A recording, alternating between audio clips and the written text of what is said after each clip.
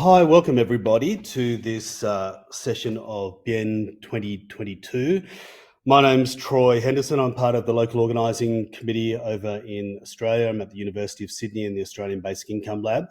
And it's a great pleasure to welcome you to this session that is part of what we've attempted with the Congress to cover a range of different time zones. So all the Australians and those who've gathered here in Australia have gone off to the pub as we move into the sort of European and other Northern Hemisphere time zones for these sessions. And I have to start by saying a big thank you to Jorge de Vispala, who is really the person who pulled this interesting panel together. And I'm really just standing in for Jorgen today, who would otherwise be chairing this session. So without further ado, we're going to move into the discussion. So this is Author Meets Critics Roundtable. Come in the just a reminder to all our panelists, if you can mute yourself when you're not talking, that would be great. And it also reminds me to let you know as participants, if you want to ask, pose a question or make a comment, you need to do that through the Q&A portal of this platform, and then I'll be able to see it and relay it to the panelists. So we'll start off. Obviously, this session is focused on Heikki Hiilamo's new book, Participation Income, an Alternative to Basic Income for Poverty Reduction in the Digital Age. And we'll start off with a 20-minute overview of the book from Heikki, and then move on to 10-minute contributions from discussants, Milena, Buchs, Mary Murphy, and Jorge Pinto. And then there will be a brief time for a response from Heikki before we move into a half an hour Q&A session where we can put some of your questions to the panelists. So without further ado, I will be silent now and hand over to our author. Heikki, over to you. Hello everyone, and greetings from rainy Helsinki. This is 10:30 in the morning, and I really feel privileged for this opportunity for talking about my book in the context of BN. And also very thankful for Jürgen for putting this all together. So this book came out like 6 weeks ago from Edward Elgar, and the book was pretty much framed in the debate around digital age, manufacturing 4.0, artificial intelligence, all that. But in the course of writing the book, I somehow came to realize that the technological change is perhaps not the main issue, considering the need to reform Social Security to meet future challenges. And towards the end of the process, I started to reframe the book towards discussion on ecological crisis and what the ecological crisis would signify for Social Security reform.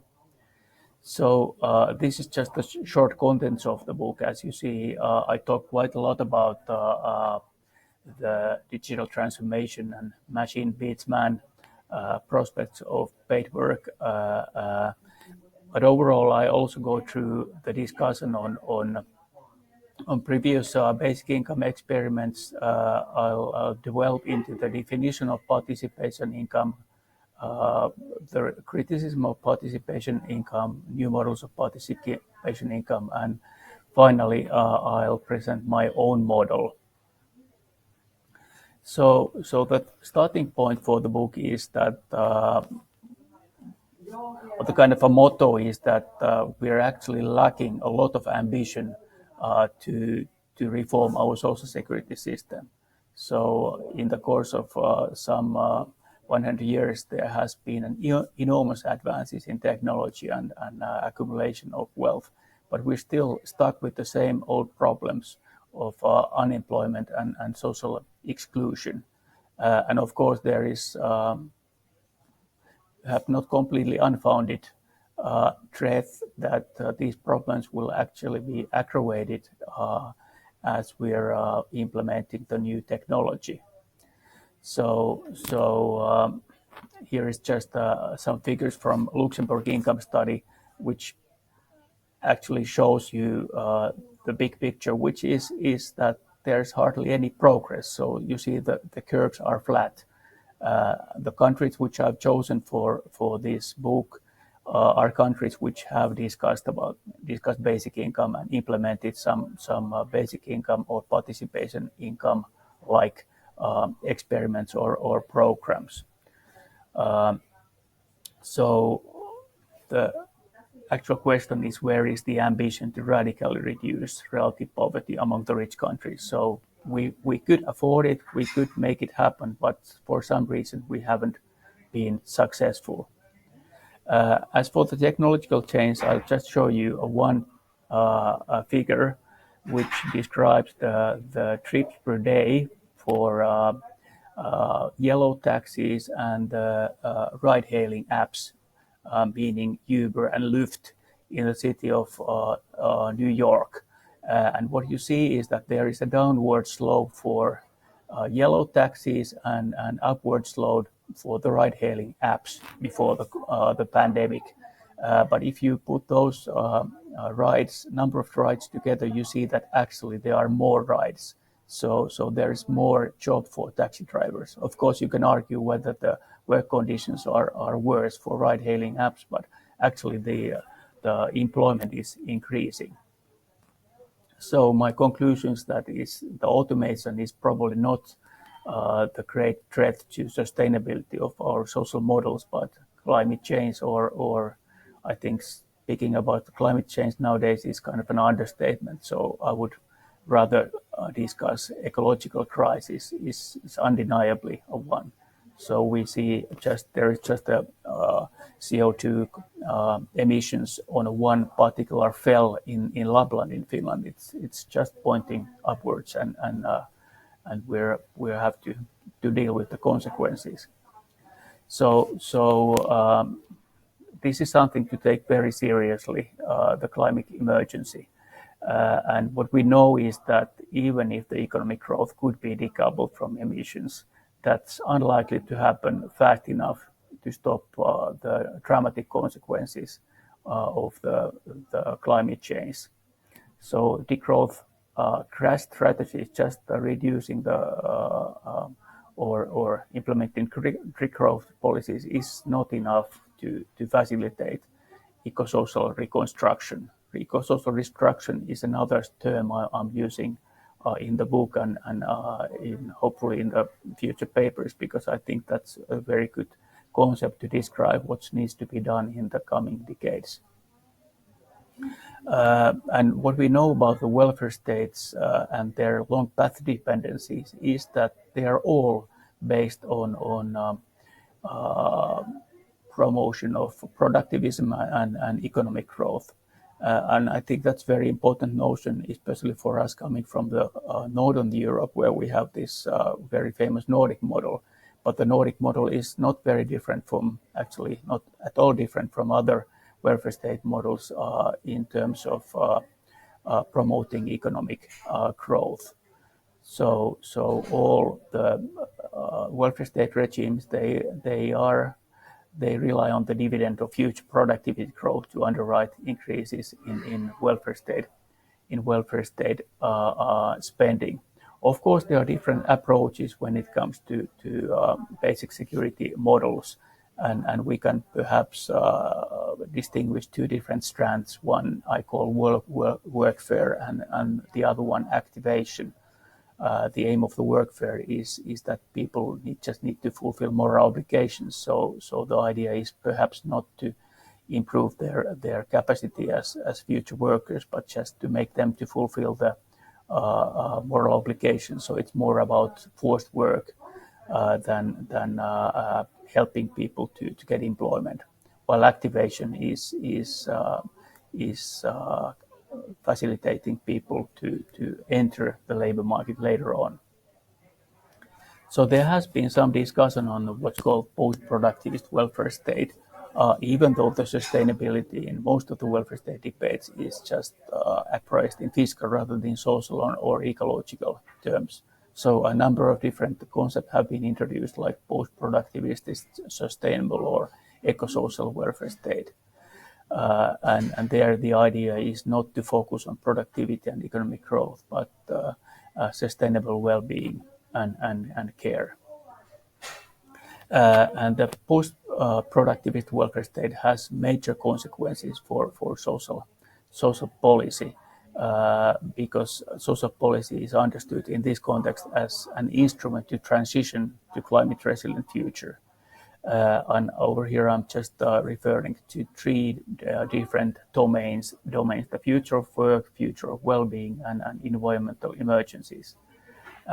As for the future of work, I guess the basic question we as social scientists need to pose for ourselves is that are people expected to dedicate their work careers to activity which may well provide them with financial security, but in the meantime destroy the environment and deprive their children a healthy planet.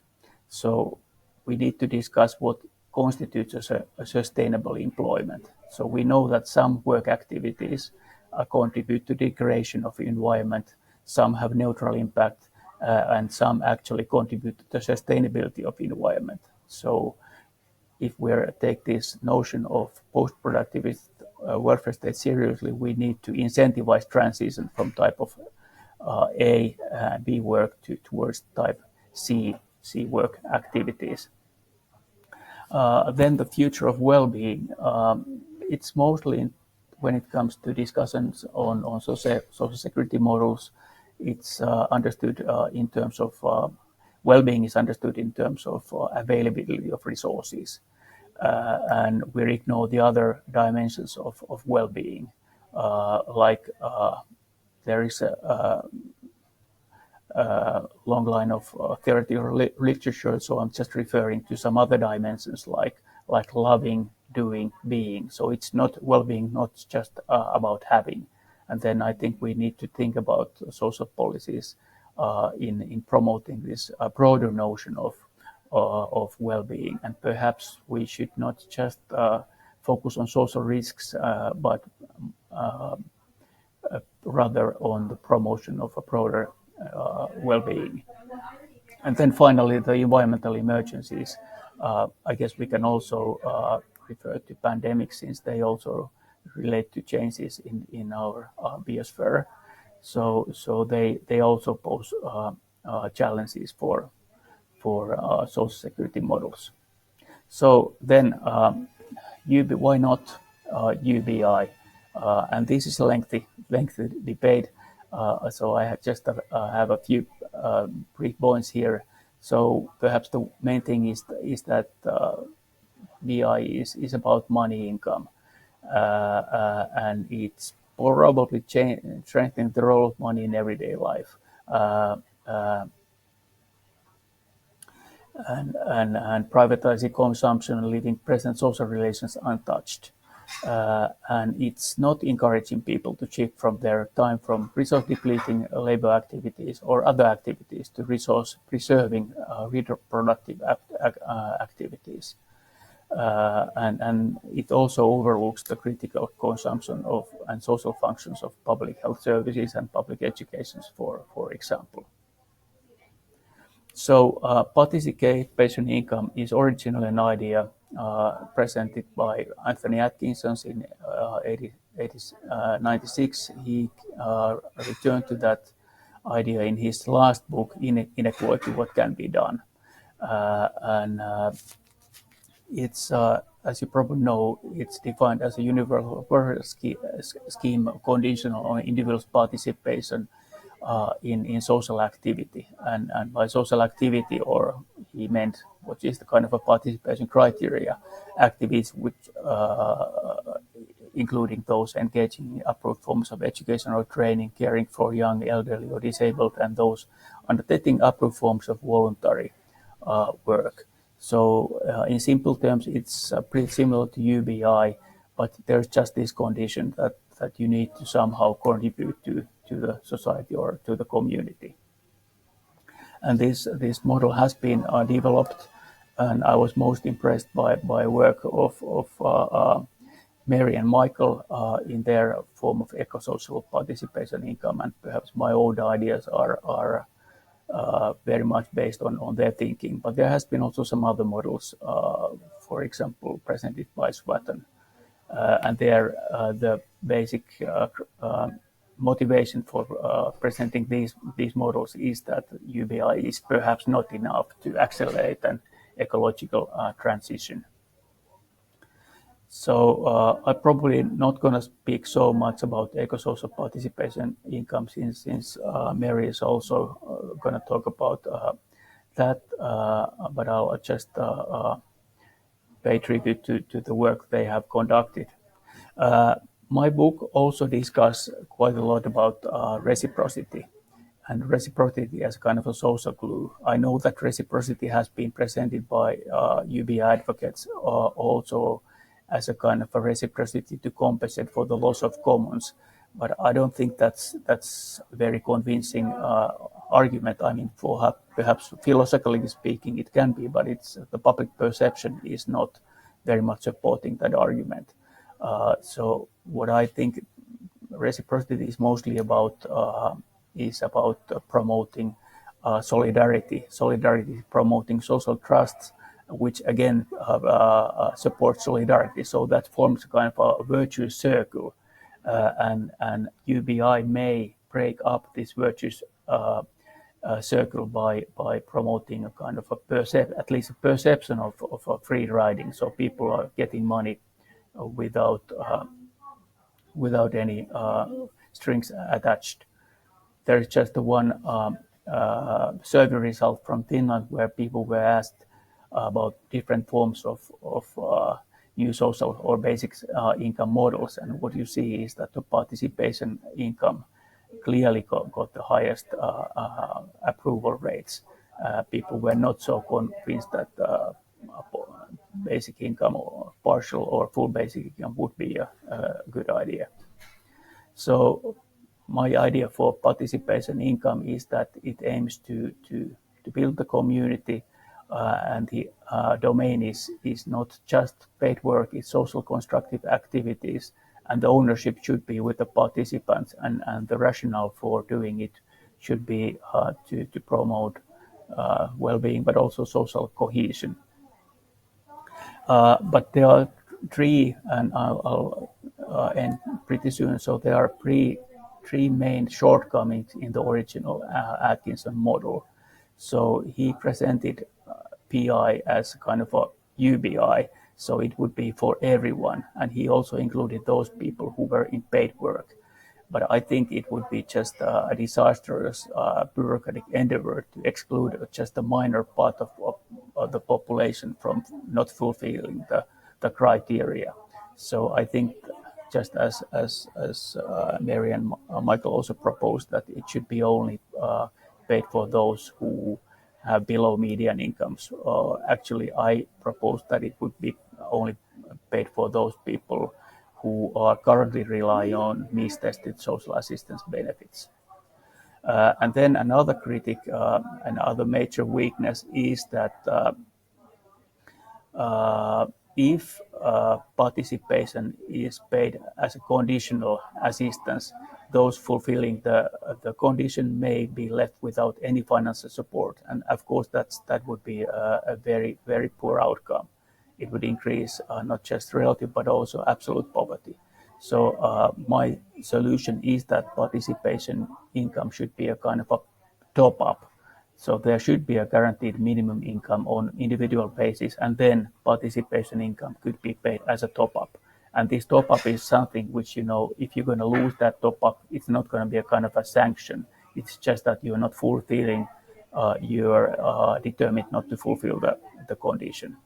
And then finally, and here I very much rely on Mary's and Michael's work, if the list of activities entitled to participation income is predetermined, in that case, participation income might not be very different from activation models, and the recipients continue to be in a kind of a subordinate position where the approved activities are imposed on them. So I think there should be a kind of a co-creation model to propose and to list the activities, and perhaps digital solutions could be used to realize that.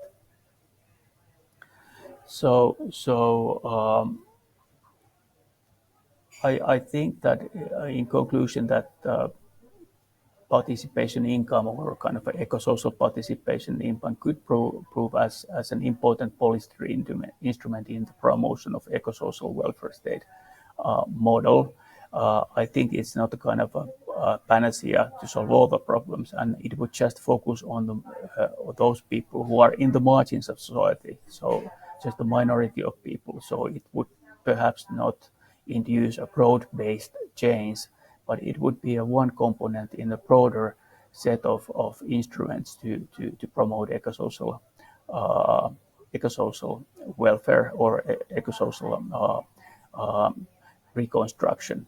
And of course, how the activities are determined and what sort of activities should be included in the model is still something which needs to be decided and worked upon. But I think this is a start for a new paradigm in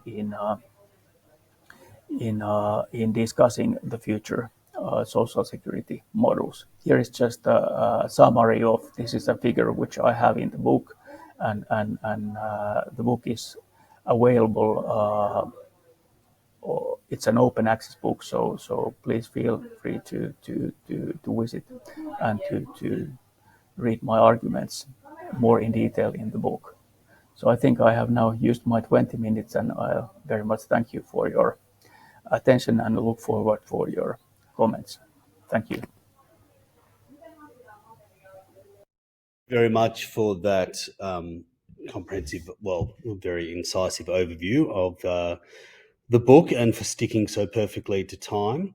And it seems that you've also muted your microphone, which is excellent.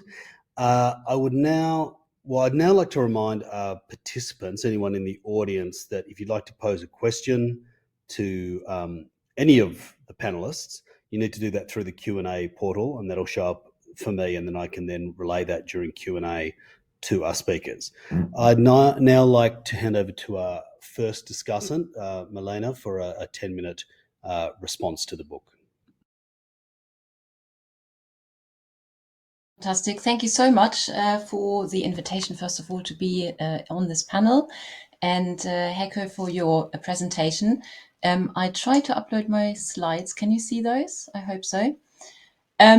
Yeah, so pleasure to be with you. I'm just going through some points of response really to the book, which I've very much enjoyed reading.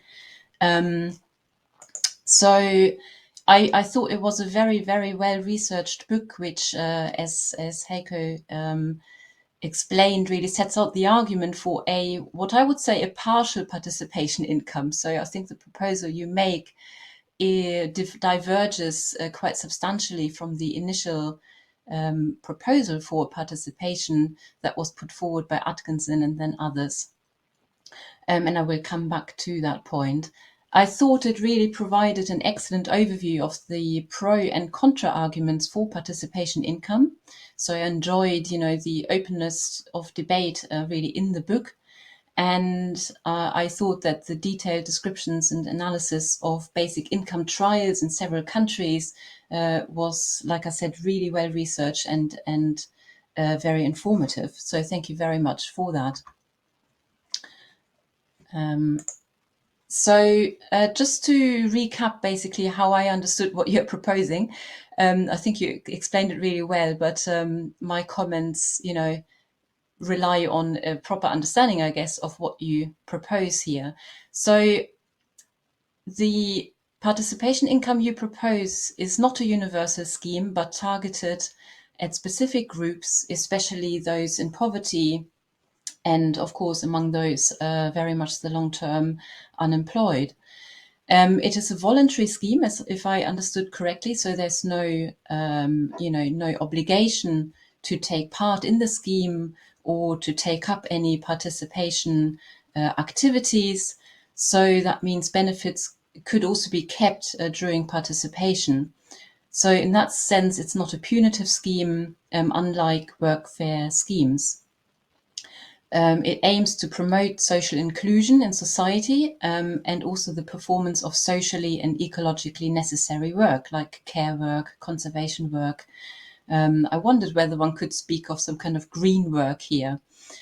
In your argument, it meets the reciprocity condition, unlike universal basic income.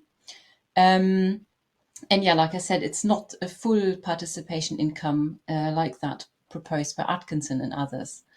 So I agree with several of your points here. So especially that economic and welfare systems should aim to maximize social inclusion and enable everyone to participate in society through purposeful activities.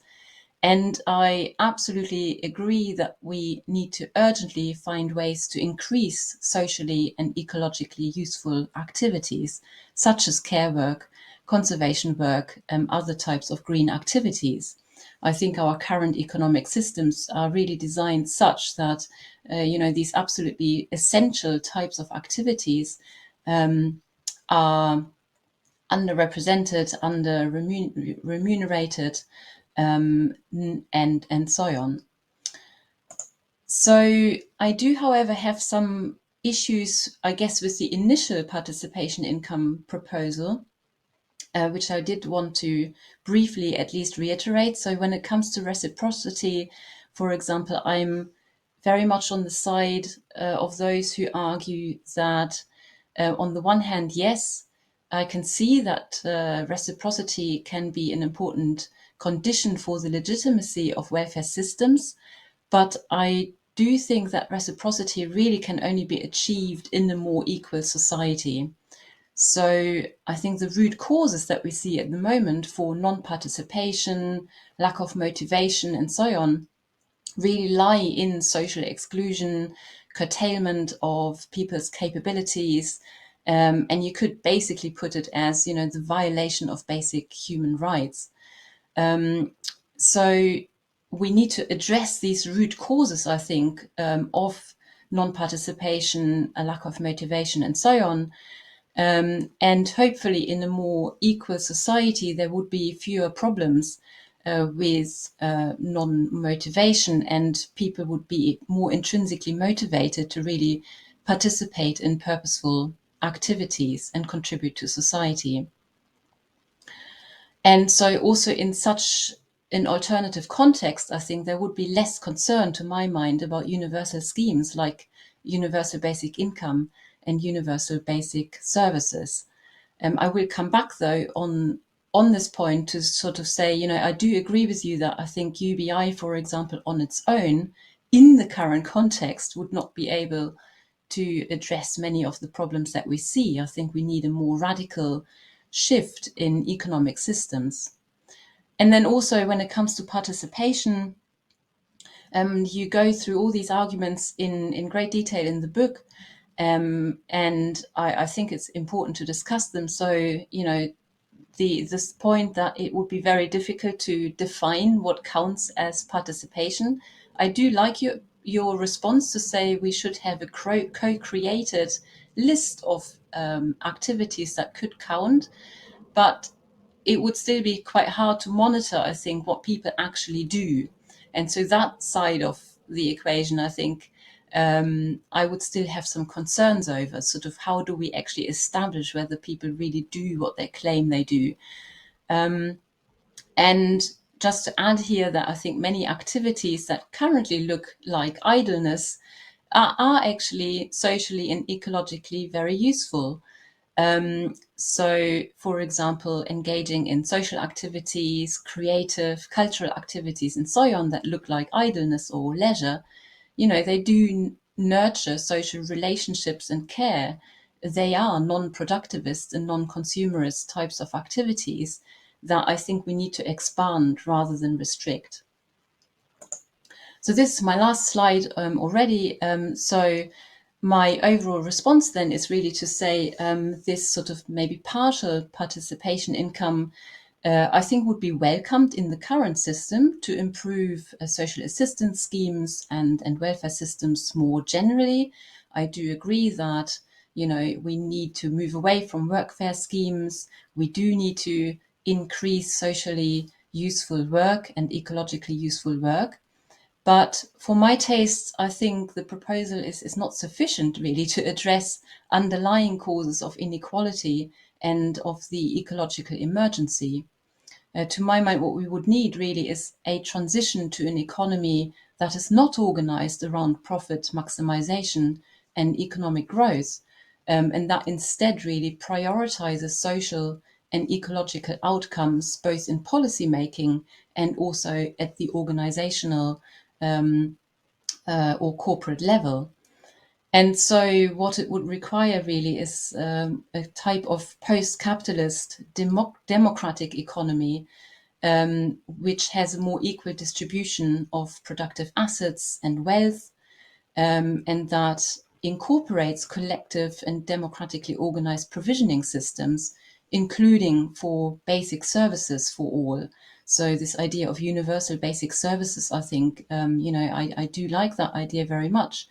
And I think in an alternative context, both universal basic services and universal basic income that really decouple work, however we define work, any type of useful, socially useful and ecologically activity, to decouple these sorts of activities from the ability to satisfy basic needs, be it with money or through in-kind provision.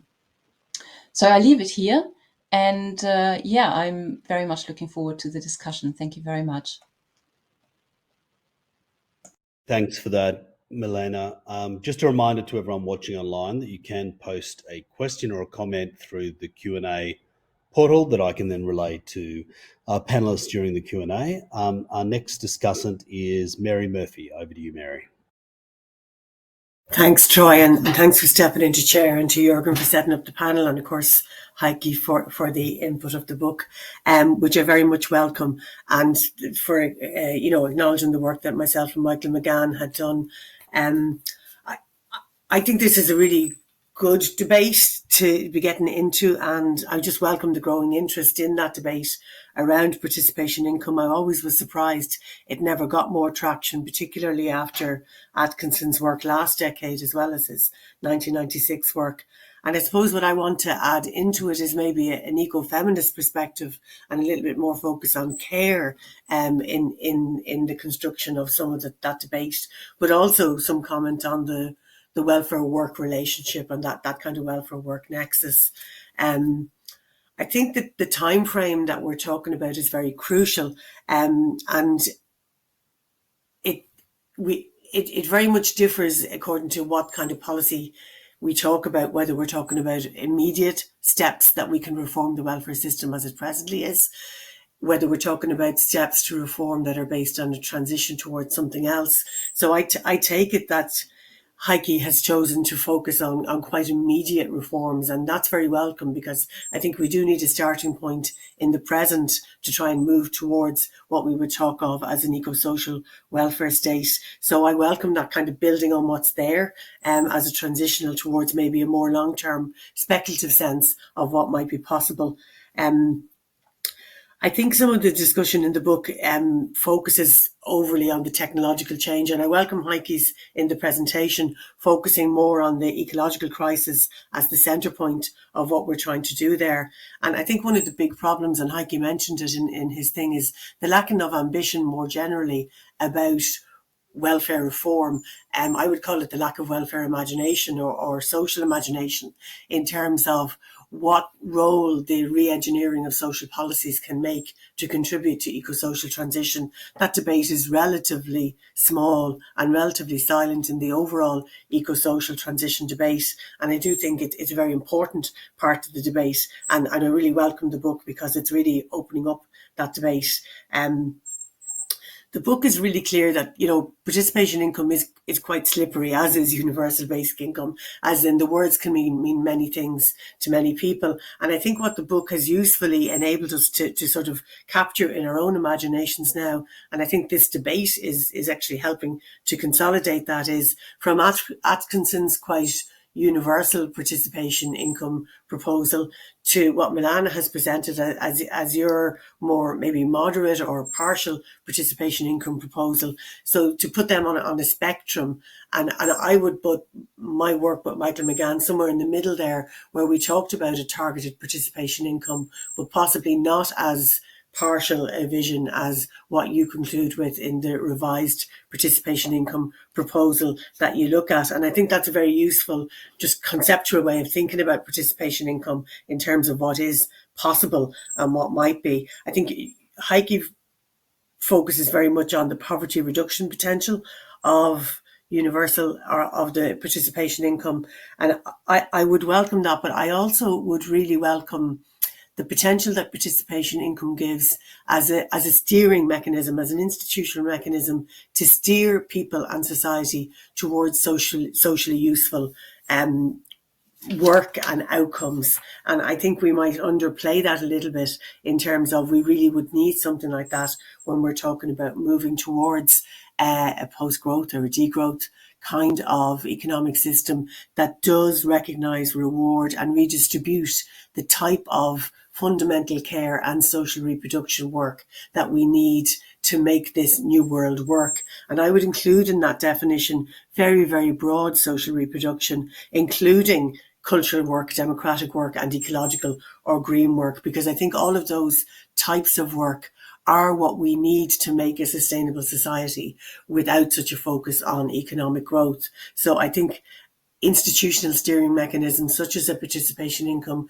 that can help us produce that type of socially useful outcome that isn't valued in the present economic construction, I think is really important. I think the important context is really important too. And any of these types of income support mechanisms that we think can help steer towards socially useful work, of course, need to be understood in the context of other social policies. And I know Milena mentioned universal basic services as a really important parallel type of strategy. But I would also mention, policies that redistribute work and time, shorter working weeks, reduced working time, 4-day weeks. All of these types of policies also have to be seen in the context of how we'd understand how a participation income could work, particularly to recognise reward and particularly redistribute care between men and women. So I think that's really important. Speaking of context, the book does discuss the range of pandemic income supports that were brought out very quickly, and some of which were very creative and I think very useful in terms of sparking imagination as to what kind of things would be possible. And in Ireland now, arising out of our pandemic experience, we've just piloted an artist basic income, which is to socially value and recognise and reward the work that cultural artists do, quite wide definition, theatre, art, participation art. So there's a pilot where artists are getting €325 per week and they can earn anything they want on top of that. The condition would have been that they were artists prior to claiming this universal payment. So I think there are some experimentations coming out of the pandemic that have sparked welfare imagination and that do open up towards, I would call this very much a participation income. People are getting an income of $325 a week for participating and producing socially valued work that the market simply doesn't value or pay for or give them a decent income. So I think there is seeds of the future beginning to kind of grow, which is very, very nice. I think the other thing that the book discusses a lot is reciprocity, and Milena mentioned it as well. And I think to some degree, I would feel that there is a tension in this whole debate, not so much in the book per se, but the book claims reciprocity as a sort of tit for tat, and it's very much focused on legitimating the present social contract, because we need to be able to see people giving back as a form of solidarity and political legitimation. I would encourage and prefer to see maybe a wider understanding of reciprocity as our collective interdependence, without which we simply can't make the worlds that we want to live in work.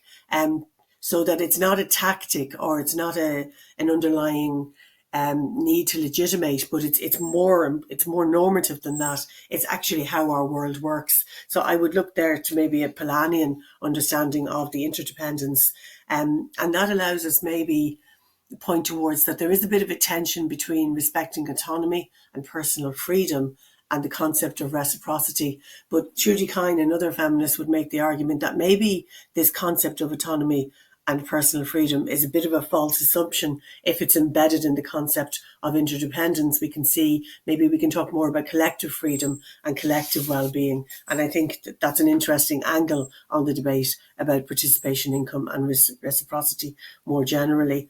What I really liked about the book was building on the critiques of activation that are there, and the idea of basing whatever we do in the future on letting go of our need to control people and trusting them more, that they do want to do the right thing, they do want to contribute, they do want to live the lives that they value, and enabling them to do that. So a lot about self-direction and navigational agency in how we might deliver a participation income gets over some of the administrative and the monitoring and the sanctioning kind of burdens that have been talked about around basic income. Just want to finish on going back to that fundamental, I suppose, tension that there might be about how universal we might see a participation income. And there's a spectrum of very universal, targeted and partial that has been put out there.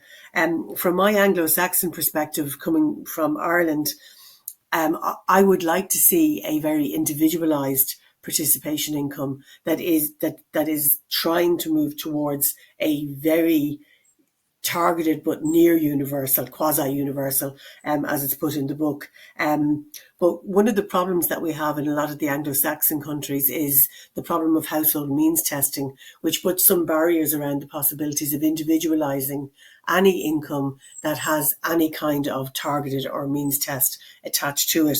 And I've never got over that in my own work. I think it puts some barriers and some obstacles in realising what a participation income could be that seeks to have a much higher threshold of maybe income testing. So rather than seeking to target only the poorest with something, you're using income testing to screen out maybe the richest from getting something. And that was the space that Michael and I were very much trying to imagine, but only as we didn't fully achieve what we wanted to achieve there.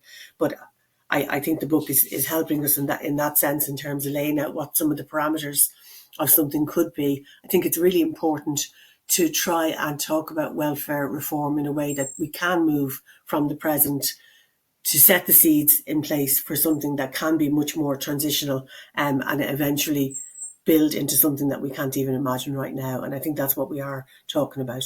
So I welcome the book again, welcome the debate in it, the very comprehensive discussions, and the debate that we're having here as well. So I leave it at that. Thank you. Many thanks for that, Mary. Very thoughtful contribution. Just a reminder again to swelling numbers of participants who are watching this session that you can contribute to the debate and discussion through the Q&A portal if you want to post a comment or a question that I'll then relay to the panelists during Q&A. We'll now turn to our final discussant, Jorge Pinto. Troy, good morning or good afternoon, good evening, everyone. And I'd like to thank Jürgen de Wispeler because he's not present today, but he is the main responsible, of course, for this panel, and to thank Heikki, Milena, and Mary for the discussion. And to excuse myself in advance because I'm afraid I will be repeating quite some of the points, despite the different understanding I have regarding the role of participation income. So I liked actually very much Heikki's book because, as he said in his presentation now, the idea, the concept of participation income is not really quite discussed yet, which is surprising, as Mary just said as well.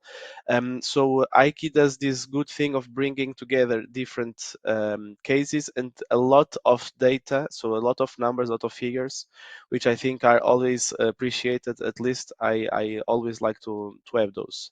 So I'll focus mostly on 2 points and the final third one. So the first is the role of technology and labor employment in general.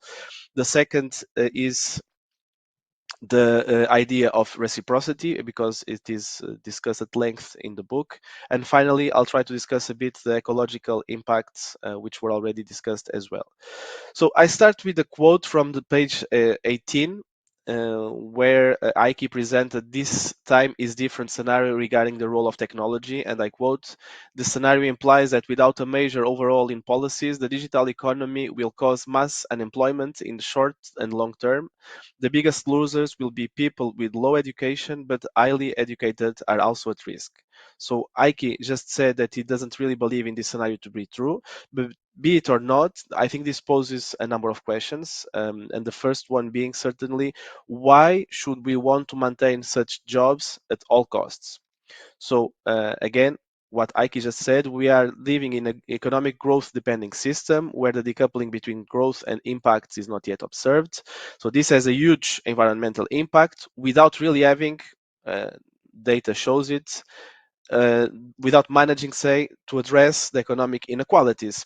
And jobs, so this idea of whatever jobs, the labor market, despite their personal or social contribution, so even if they are harmful, they are a key part of this system. So that doesn't address economic inequalities and is destroying, allow me the simplicity, the planet.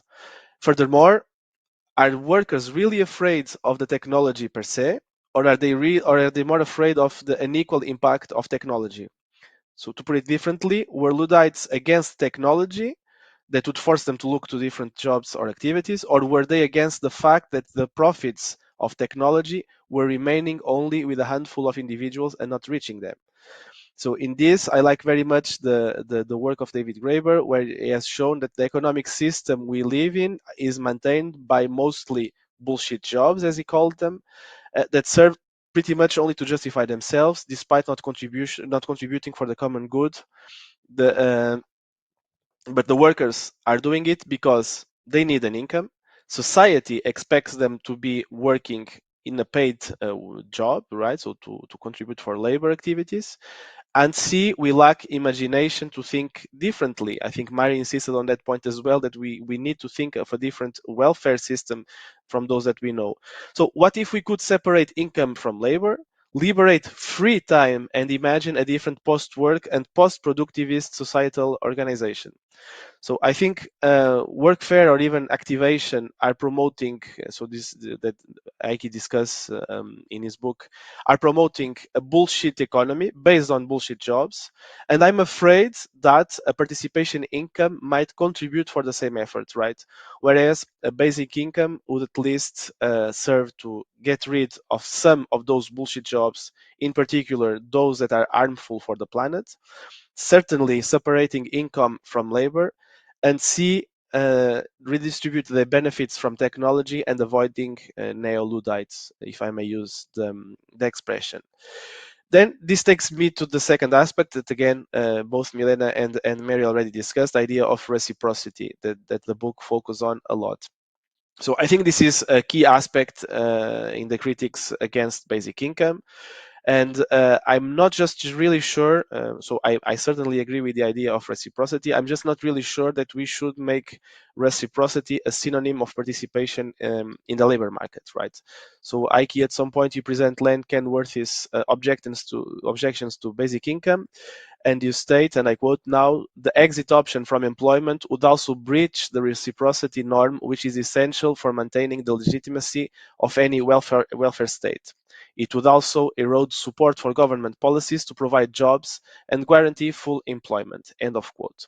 And later, on page 87, you state that participation condition is established to prevent free riding and to ensure legitimacy of the insurance system.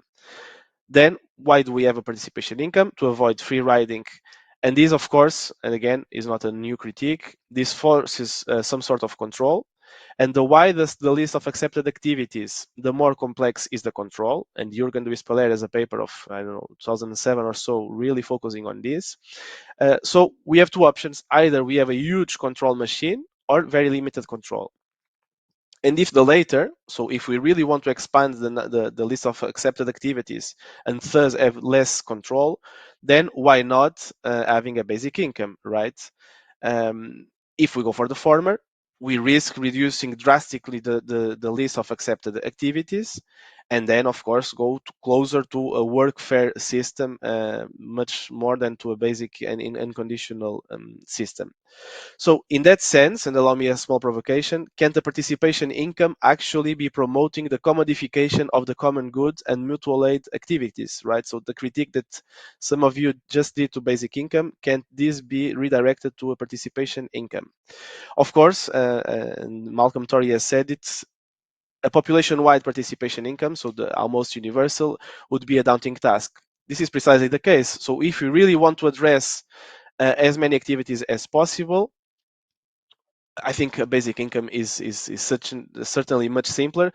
And I have a question: what is actually doing nothing, right? So can't the Malibu surfer be writing or thinking of writing an inspirational book that changes the life of millions, right? And we kind of have a real example that won the Oscar. This movie on the octopus, I think is My Teacher Octopus, was called. So that person who became the director for years, so he quitted his job, as he explained in the movie, and for years he was living alone in his house in front of the sea, and he was, at the eyes of the society, doing nothing for that period of years, right? But afterwards, in this period that he was doing nothing, he produced this movie and he won an Oscar with it. So the idea of doing nothing, and Milena just referred it as well, so this droit à la paresse, the right to illness, is actually an important thing as well from an ecological perspective. And I think this is really the key challenge for participation income advocates. So because participation, while you argue, so again, this is really a personal view, but while you argue that participation is more than the participation in the labor market, the signals and the reasoning that you present seem to point differently. So I think in Mary's and Michael McGann's paper, they seem to be slightly more clear about the role of labor against other forms of participation. And this is not surprising in a way, right? Because it's much simpler to control and to implement. So I do agree with the idea of reciprocity, but I'm just not sure that participation income is the best way of doing so, especially if we see participation and reciprocity outside the labor activities, outside the labor market. So I do consider that basic income could do the same, because participation, say in cooperatives, in volunteering activities, etc., some people can only do it if they have the time and if they have the income, but as well if they are not controlled. So I think it's a much more honest way of rewarding this participation, basic income, rather than forcing you to prove that you are participating. And a final note on this, and is a point that Almaz Zelek has made a couple of years ago. So participation income is always defended from a normative perspective that implies forcibly a distinction between work or labor and leisure. So if the former is obeying the reciprocity condition, the latter is failing at it, right? The case goes. So this selective reciprocity, as she called it, would favor the rich or powerful enough to decide reducing their working hours without the need of a participation income, but not having to prove it continually, as it would be the case for those requesting the participation income. And again, I stress again a point that Milena has made. If we are talking, and of course Heikki refers it as well in his book, if we are going to talk about reciprocity, let's then focus on the reciprocity of accessing wealth and land. Reciprocity is not possible simply in unequal societies. So by addressing economic inequalities, we are as well supporting this idea of reciprocity. And here I'm convinced basic income can present a stronger case than a participation income. Finally, I don't know if I still have time, just add a couple of notes really on ecology. So book, yep. Good. So you claim, Heikki, climate, and I quote, climate emergency calls into question the productivist foundation of the welfare state, end of quote. And indeed, that's precisely the case. So we need to argue for post-growth and post-productivism, and so I see it for a post-labor society or post-labor way of organization, and this can be done a lot of ways. Mary said it: redistribution of working hours, redistribution of the available jobs. I fully agree with all that. So once this is done, we can discuss why a participation income is not supporting this, but rather supporting the status quo. And I think this is the case because eventually, and I'm afraid, despite my sympathy to the idea, participation income will end up being a workfare system, despite all the good intentions we might have. So couldn't we bring together the technology and the technological developments and the degrowth to build, so the degrowth approach to the economy, to build a stronger ecological case for a basic income? I think certainly yes. Then I do agree with Heikki. Some of you participating in the Congress might disagree, but certainly I don't see basic income as a silver bullet. Precisely the reason why I would say 80% of the critiques you present in your book to basic income are critiques that aim at the basic income as a single measure. So I disagree with that. I think certainly limitation of working hours, more redistribution of the wealth, a cap on wealth, you name it. There's a lot of things that we need to put together with the basic income.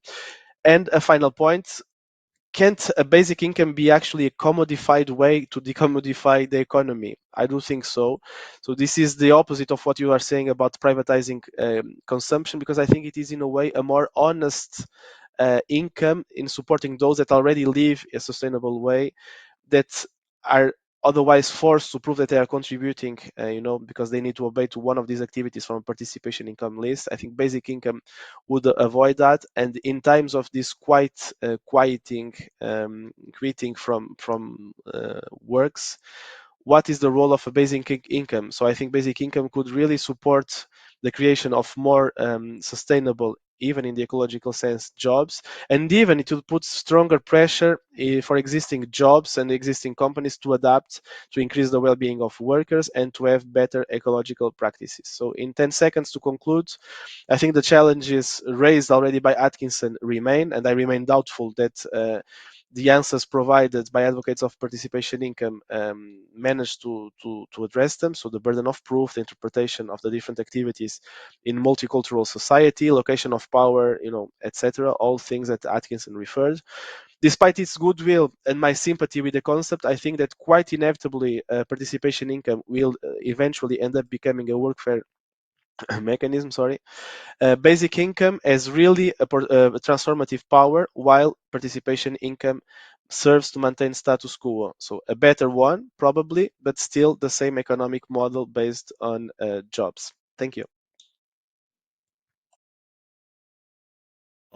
George, for another excellent contribution. Okay, we now have about 5 or 6 minutes for Heikki to respond to those, for turning to our Q&A session, which will be about 25 minutes. Okay, shall I start? Yeah. Okay, so thank you very much for excellent points and critiques.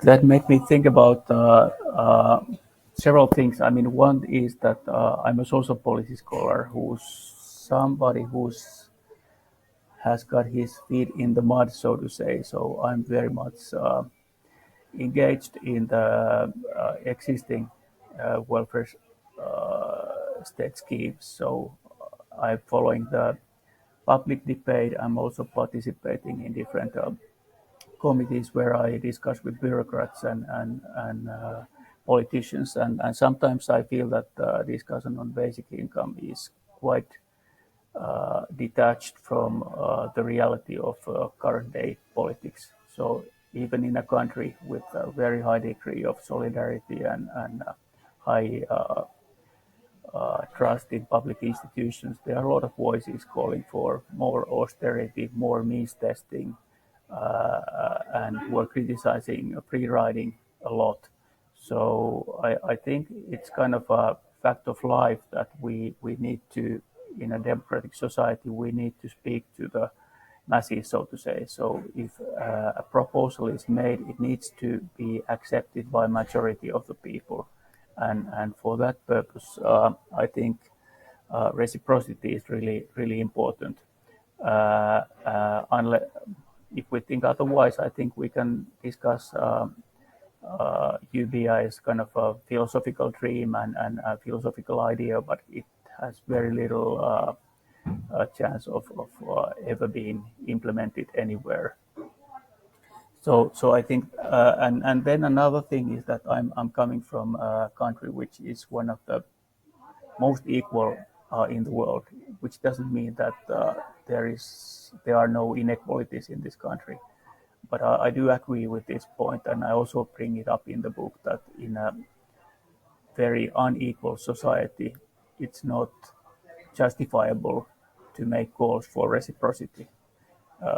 So my proposal is put forward in a context where there is not extreme inequality, and where it makes sense to build upon reciprocity. And then another line of criticism concerns what is the role of participation conditional vis-a-vis paid work, and I think that's a really tricky one.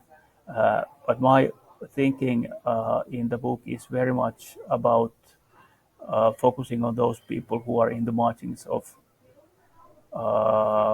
labor market, who are currently stuck with workfare policies or activation policies. And if people start to criticize that kind of activities, we would accept as fulfilling the participation condition. The other option is just to let people continue being sanctioned and being sent out to different useless trainings and short-term jobs or forced work. While the option for participation income is to allow people to escape the sanctions and choose something and propose something which allows them to concentrate on those things which they think they can do. It can be, for example, just participating in a language learning course. Sometimes, perhaps, just doing some condition training, or it could be some very little effort for voluntary work. So I don't think if participation income should be replacing paid work or a kind of any kind of work which would have a monetary compensation to a large degree, I think then the model is not relevant. It's not working. And then final one point concerning the time frame, and I very much agree with what Mary and Milena said, that my proposal is a kind of an intermediate step.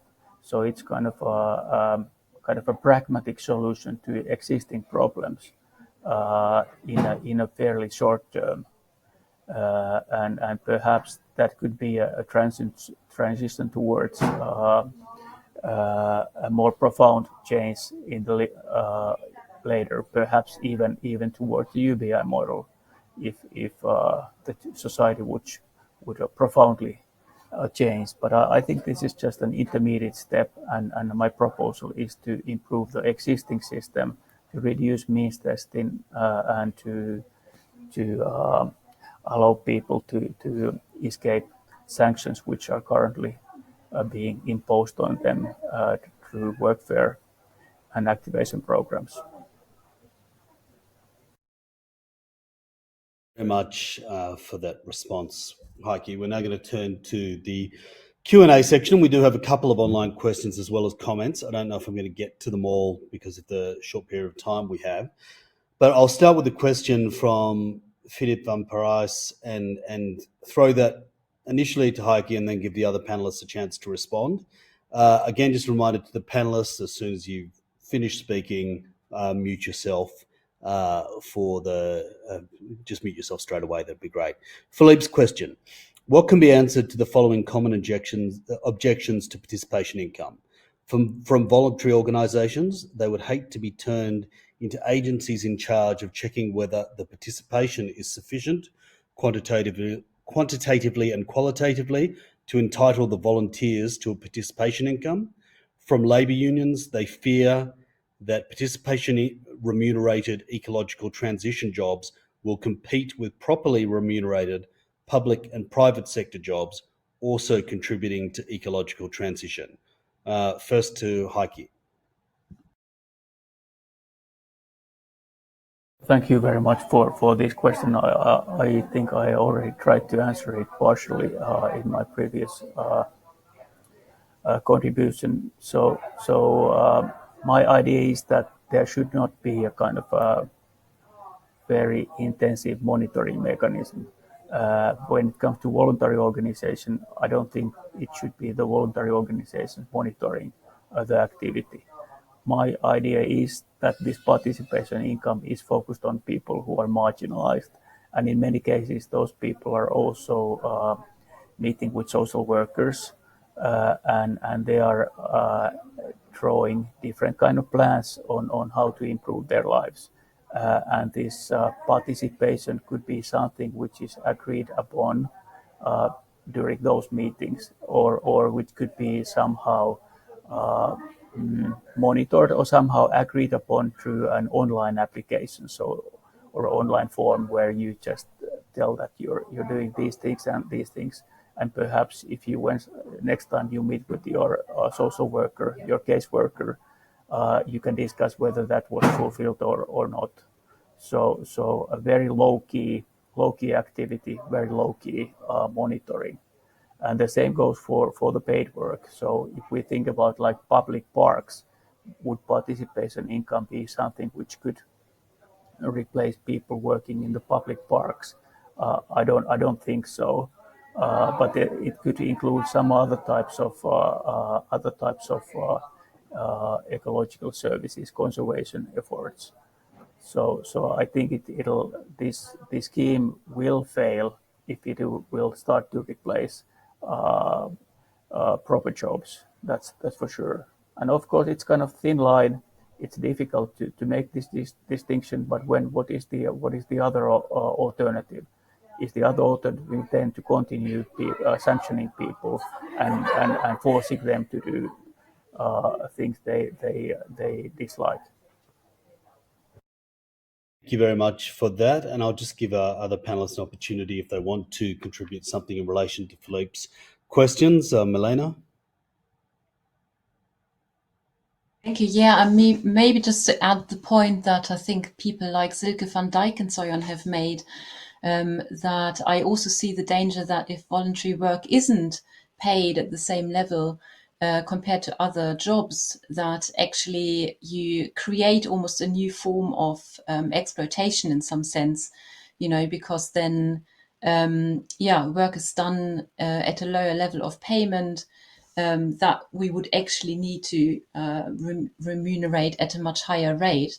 So I think Silke van Dijk called this community capitalism, and in the current system I'd be concerned about effects like that from even just a partial participation income. So just to add that. Mary?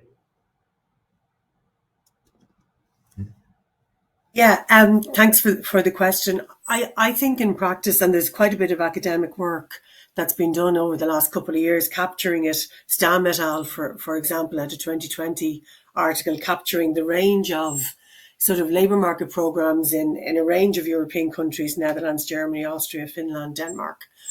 I could add Ireland myself, that have experimented already with forms of participation acts or forms of labour market measures that are actually easing the workfare aspect of the orientation of the measures and are much more orientated towards a social participation as the fundamental engagement in the measures.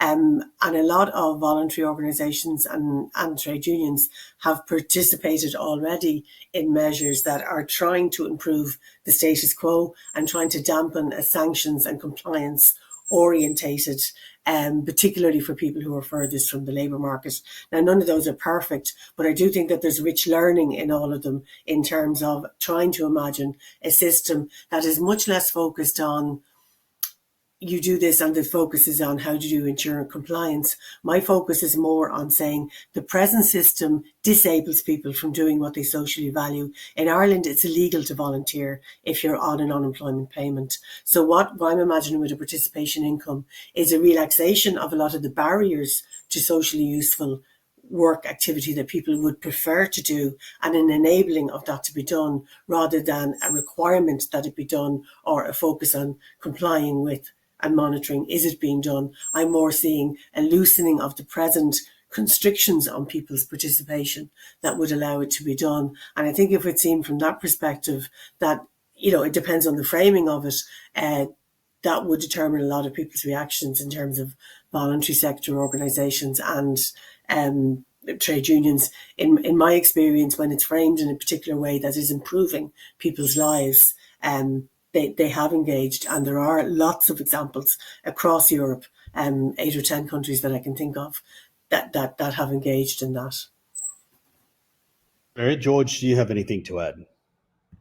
Just very quickly, I think Philip indeed touches a critical point, and I mean, I think it was André Gors that back in the 90s referred already to that and talked about forced volunteering, right? Because if we are doing like this, we are sort of forcing volunteering activities, and this will create two categories of volunteers. So he said, I think it seemed to be double checked.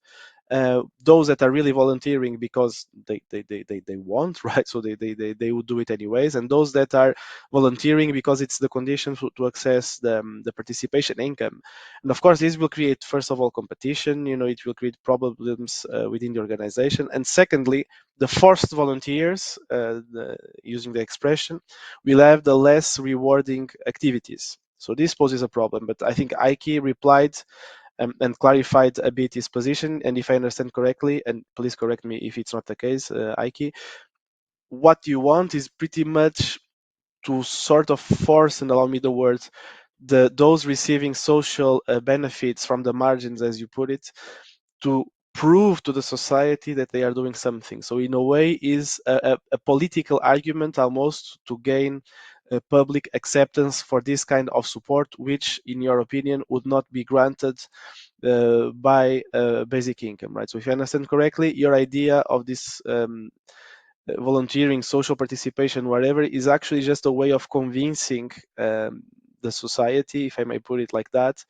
these people should be receiving a sort of income, despite, because again, if, as you say, they are not be competing with those with real jobs, which I fully agree with, in a way they will not be competing with other volunteers, then we would be asking them, and they will not be there will not be a lot of control, as you say.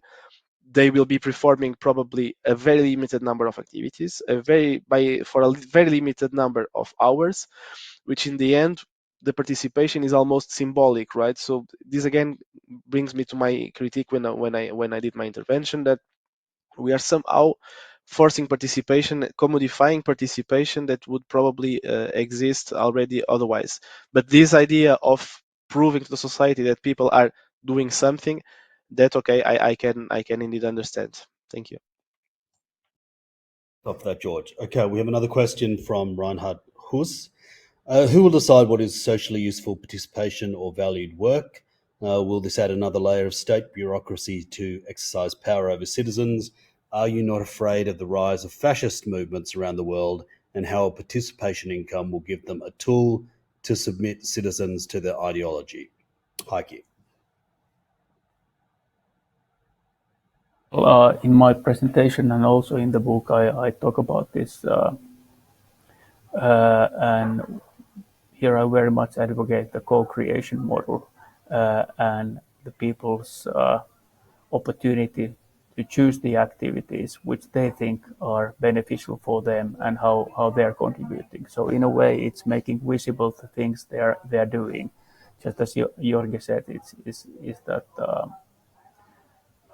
it's legitimizing their benefit. But on the other hand, it also encourages people to do things which they perhaps would somehow be discouraged from doing. The same thing in Finland is that when it comes to even the lowest unemployment compensation, there are problems in participating in voluntary work. So people would like to do voluntary work. People who've been out of the labor market out of the paid work for 5-10 years, they still can't participate in voluntary work.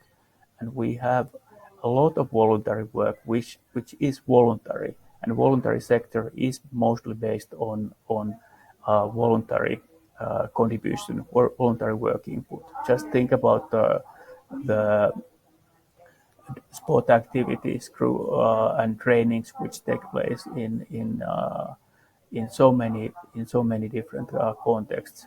If there is somebody who hasn't got a job, who hasn't got any chance in the labor market, and perhaps wants to do a training once or twice a week, I think that's something which should be valued.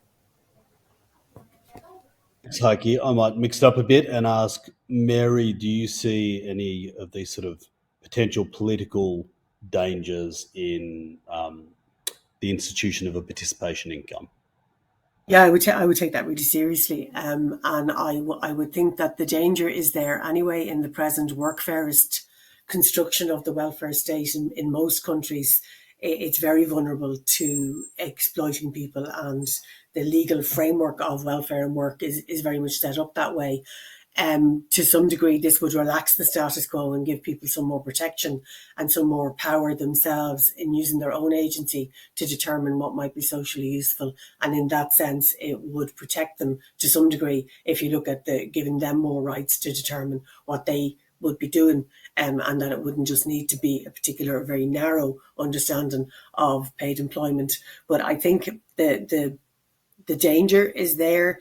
I mean, the danger is there in terms of a fascist sort of orientation of society. But the danger is there anyway, because when you look at some of the attitudes of workers and you look at some of the experiments that have been done around co-creation and trying to get a letting go and trust principle be embedded in the relationship between the worker and the claimant, they're not straightforward by any measure or means. And there's great differences across countries, across municipalities, in countries. There's real issues about the underlying value set and understanding of what the workers are when you do try and reorientate the relationship away from control and towards trust and towards widening out what's possible to do in the context of claiming a welfare payment.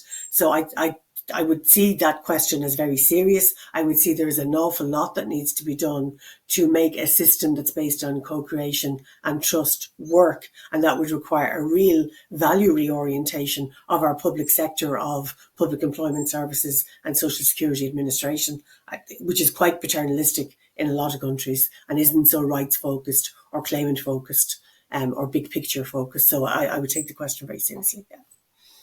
Thanks, Mary. I'll throw to George now. I wanted to ask you, this question regarding political dangers, is it really any more pronounced in terms of participation income when compared to a universal basic income? I think it can actually go twofold. And again, if we look to the case of Italy, because of course it's in the order of the day, you see that those, and I was reading about that this morning just before connecting, those that voted for Il Movimento 5 Stelle, so this sort of apolitical movement that introduced the basic income debate there, were the poorest of the country. So in the south, they were the most voted country. And so this argument, this article I was reading goes, the main reason was actually because they were the only ones defending basic income. So I think this can say something about poverty and how to address the challenge of the rising of fascism and similar anti-democratic ideologies, right?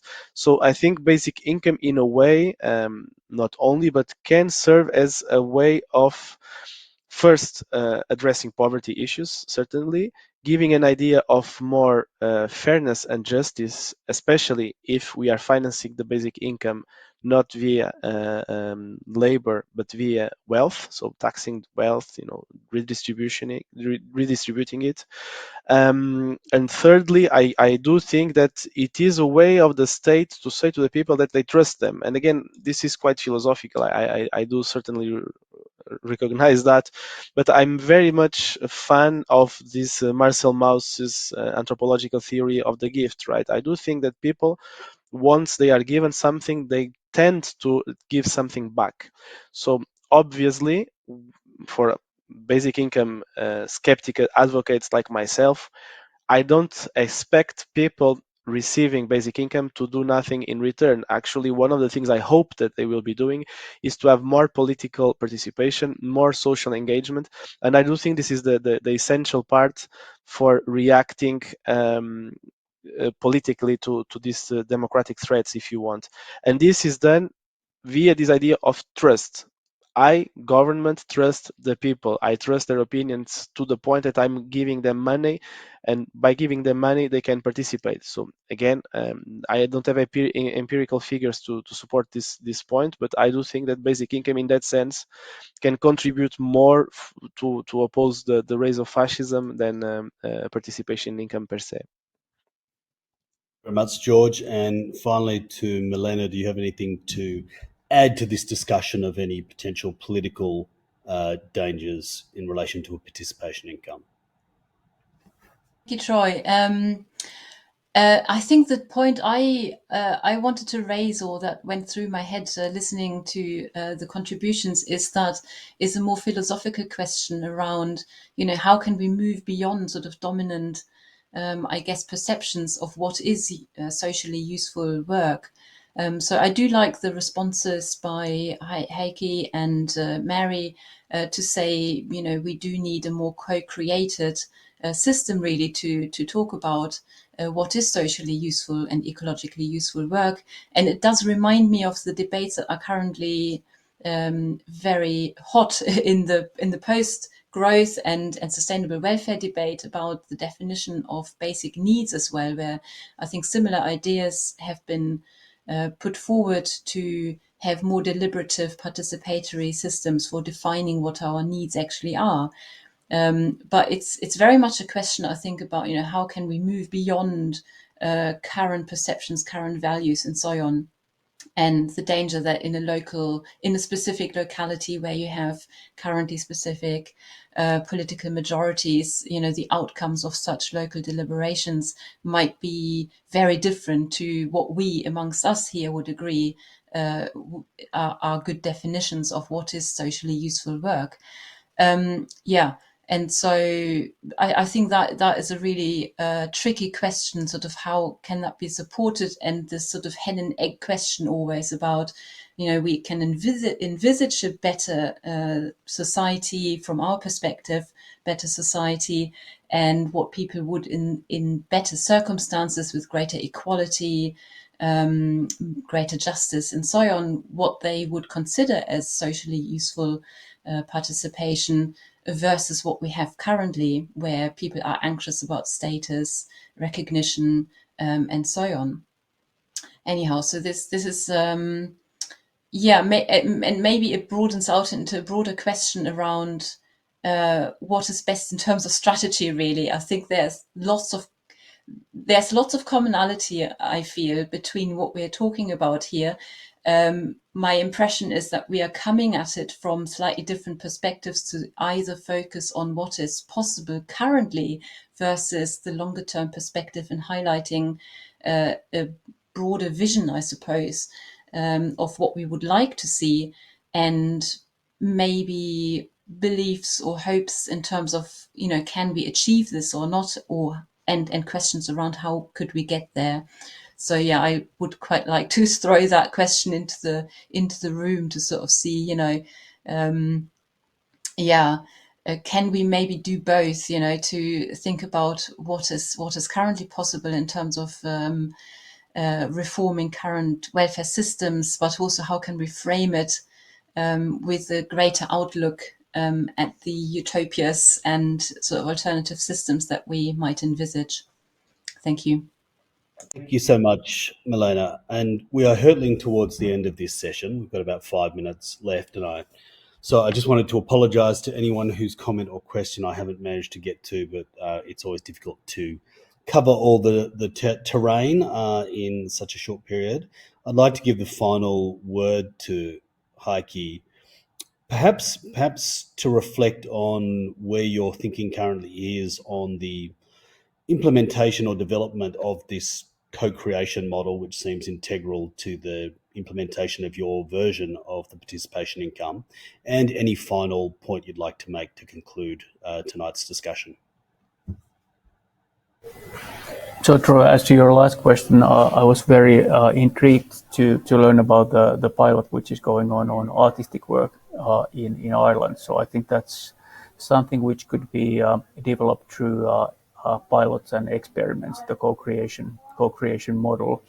But as my final word, I would like to refer to what Milena said. I think she very nicely captured what I was thinking, that we're actually very much on the same page, perhaps on a different